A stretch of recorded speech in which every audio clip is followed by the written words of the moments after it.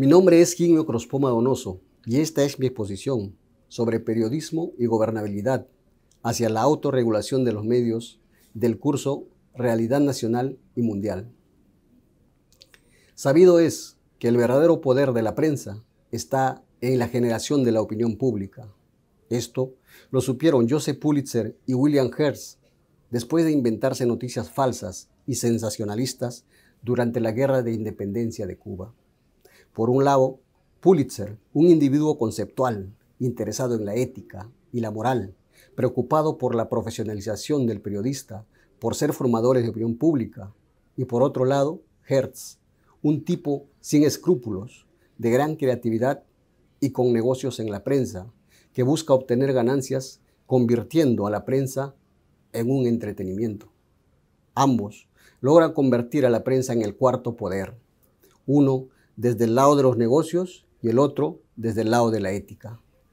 A partir de entonces, el legado de ambos ha sido una ruta en el mundo para el negocio y para el buen periodismo. El buen periodismo, como el caso Watergate en Estados Unidos, investigación llevado a cabo por dos periodistas de The Washington Post y que concluyó con la renuncia del presidente Richard Nixon. Este poder de la prensa ha llevado a una relación de colaboración o antagonismo entre la prensa y un gobierno. En ese contexto, es frecuente que el poder de turno siempre quiere tener un periodismo a su medida. Por otro lado, también existen algunos medios de comunicación que se someten al ofrecimiento de los gobiernos amparados en una aparente figura legal al que denominan publicidad estatal. Como señalara en 1963 el periodista español Manuel Vázquez Montalbán en su libro Informe sobre la información, los medios de comunicación más peligrosos por su capacidad de convocatoria indiferenciada, como la radio o la televisión, o bien están metidos bajo las faldas del Estado, o bien pasan de la maxifalda del Estado a la minifalda de la empresa privada. Un juego político-económico que utiliza la prensa en nombre de la gobernabilidad. ¿Para qué? Para invisibilizar temas y problemas críticos que aquejan al país, como son los actos de corrupción que enlodan a personas que ostentan el poder político o para defender intereses económicos de empresas privadas. En contraparte, encontramos pequeños espacios de prensa que actúan de forma independiente, convirtiéndose de esta manera en contrapoder del poder. Como señala el informe 2022 de Reporteros Sin Fronteras respecto al Perú, en los últimos años, medios que antes eran fiables se han decantado por la desinformación. El periodismo de investigación avanza en sitios digitales, sin ánimo de lucro, en algunos casos, pero es una excepción en los medios comerciales. La referencia a los sitios digitales es precisamente porque quienes realizan estos programas fueron sacados de los medios tradicionales precisamente por ser incómodos al gobierno y por ende para la gobernabilidad. Entendiendo esta gobernabilidad como las condiciones que se dan en torno a la gestión de un gobierno para tener resultados favorables, mantener la paz social, democracia y desarrollo. Estas condiciones involucran a la sociedad, por lo que las propuestas del gobierno tienen que estar en sintonía con las demandas de la población, con metas claras y siempre buscando el bien común, en una relación armoniosa con los poderes del Estado y, de hecho, con la participación de la sociedad civil. Desde la recuperación de la democracia en el año 2000, nuestro país ha tenido una sucesión de gobiernos democráticos, un gran ejemplo para el continente. 4 espacios con elecciones presidenciales hasta 2016. Sin embargo, de 2016 a 2022 tuvimos un promedio de un presidente por año. ¿Por qué? Porque la corrupción carcomió las bases de la gobernabilidad. En este escenario, algunos medios de comunicación, a través del periodismo, han sido protagonistas, denunciando actos de corrupción en sus programas de investigación, mientras otros callaban. Sui generis es el paso por la presidencia del exmandatario Pedro Castillo, un caso excepcional. Durante la campaña electoral de 2021, buscó generar una alternativa de gobierno válido. En este propósito, trabajó para crear como enemigo a la prensa. Su discurso puso a gran parte de la sociedad en contra de los periodistas. Así, la credibilidad del periodismo se vio afectada. Mantuvo esta posición una vez asumido el gobierno, sin presencia en los medios de comunicación, para explicar su programa de gobierno, sin brindar acceso a información y parametrado en la prensa alternativa, redes y medios de provincias. La presidencia de Castillo quedó inmersa en un panorama de ingobernabilidad. Es solo una muestra de cómo un gobierno necesita del periodismo para que sea un canal que haga llegar el cumplimiento de las promesas electorales.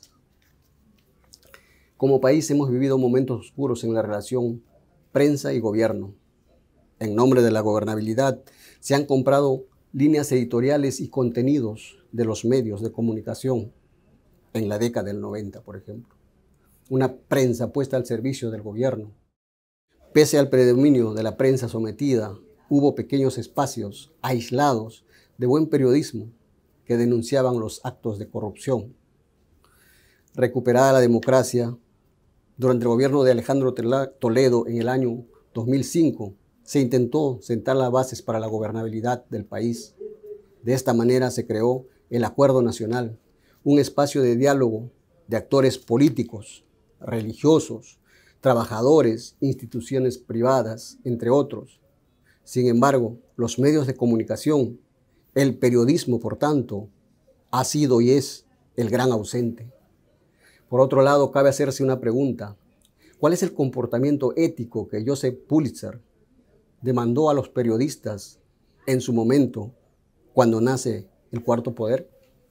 En el Perú solamente tenemos a la Sociedad Nacional de Radio y Televisión como un ente que agrupa los principales medios de comunicación, de televisión y de radio. Entonces, esta se encarga de que haya un sistema de autorregulación, de acuerdo a la ley que determina la legislación. Con este fin, la Sociedad de Radio y Televisión aprueba un código de ética que regula los contenidos audiovisuales, prevé mecanismos para solucionar quejas y controversias por reclamos del público. Pero quienes integran la Sociedad Nacional de Radio y Televisión son un mínimo comparado con la magnitud de medios de comunicación que hay en el país. 8.600 estaciones de radio y televisión en general, de los cuales 2.265 estaciones son de televisión y 6.335 de radio. De este número, tanto en radio como en televisión, únicamente el 0.3% se somete a un código de ética como autorregulación, mientras que el 99.7% dice estar bajo la norma del Ministerio de Transportes y Comunicaciones, que por cierto no se cumple. Lo que busca el código de ética es que sus asociados se rijan por normas establecidas que se ajusten a la moral, en defensa de la persona humana y el respeto a la dignidad, con especial énfasis en la protección de la formación integral de los niños y niñas y adolescentes, búsqueda de la verdad, así como el respeto a las normas éticas y horarios de protección para menores. A aquellos que fallan, les sancionan desde una UIT a 20 UITs.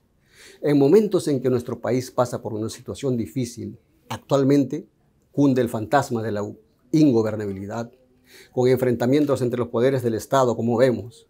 Entonces se requiere la posición de un periodismo responsable que actúe con la verdad, que no sea un periodismo parcializado por efectos de una componenda económica. Que la venta de las líneas editoriales y contenidos jamás se repitan en nombre de la gobernabilidad.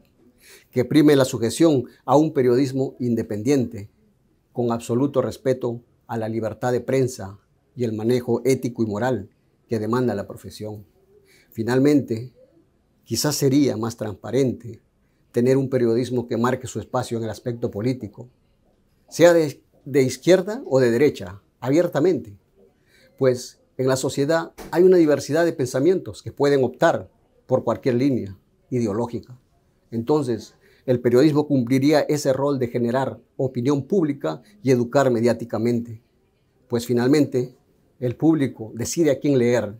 Cosa muy distinta es cuando tenemos la hegemonía de un conglomerado de medios y que ofrece la visión parcializada a favor de intereses económicos o en favor de un poder político que gobierna, llevando así a un medio de comunicación a cumplir un rol que no le corresponde.